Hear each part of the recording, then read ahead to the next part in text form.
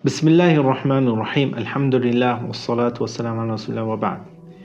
Bugun Baqiy qabristoni to'g'risida gaplashamiz, birodarlar.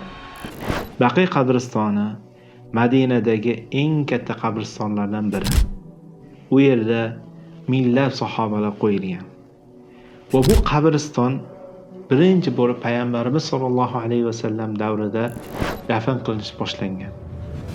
Ya'ni payg'ambarimiz sollallohu alayhi vasallam davrida bu qabriston boshlangan, ya'ni odam qo'yilishi. Bu joyga birinchi bo'lib muhojirlardan Uthman ibn Maz'un radhiyallohu anhu qo'yilgan. Ansoriylardan esa As'ad ibn Zurarah degan sahobiy. Bu qabriston payg'ambarimiz davrida boshlanib, hozirgacha mana odam qo'yiladi. Lekin savol, nima uchun hozirgacha bu qabriston to'lib ketmagan? Buni javobini suhbatda davomida bilib olasiz. Bu qabristonda ma'lumotlarga ko'ra 10 mingdan ko'p sahobiy qo'yilgan.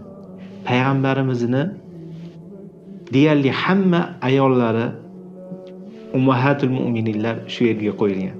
Faqat payg'ambarimiz 11 ta ayollari bo'lsa, shulardan ikkitalari Makkada, Xadija onamiz bilan Maymuna onamiz faqat Makkada, qolgan 9 ta ayollari Madinada. Ya'ni Oysha onamiz, Hafsa onamiz, Savda onamiz, shular qolganlari Madinada mana shu Baqiy qabristonida.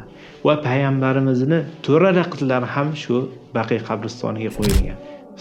Fatima, Zaynab, Kulsum, Ruqayya va payg'ambarimizni Ibrohim degan o'g'illari shu Madinada tug'ilgan, u ham mana shu Baqiyga qo'yilgan. Qolgan katta o'g'illari esa Tohir bilan Qosim nimada qo'yilgan? Makkada. Bu qabristonda aytganimizdek 10 mingdan ko'p sahobiylar qo'yilgan.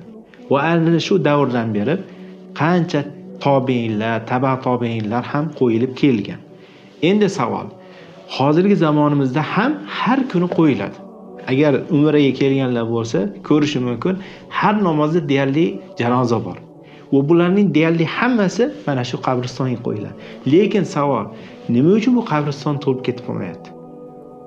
Chunki bu qabrlar 3 yil, ba'zigida 4 yil muddatga qarab tartib bilan ochilinadi. Bu ko'rganinglardek, mana odam, Baxsh degan odam, ismi Pokistonlik, 40 yildan beri shu Baqiy qabristonida go'rkovlik qilar ekan. Bu odamni bir sahifaga, bir gazetga bergan suhbatini o'qib qoldim. Bu kishi 40 yildan beri go'rkovlik qilar ekan.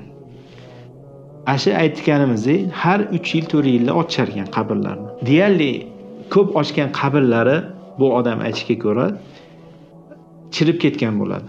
Ularni suvaylarini jamlab chetiga dafn qilishar ekan va qabrni tayyorlashar ekan.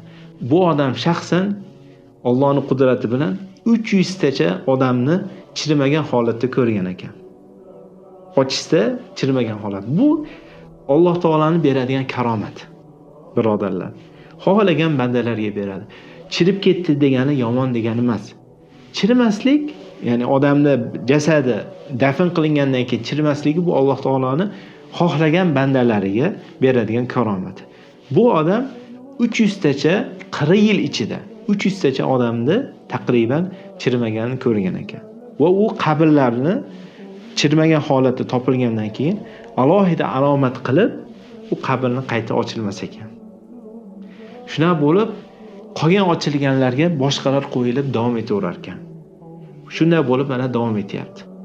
Birodarlar, Baqiy ahlini boshqa qabristonlardan farqi bor.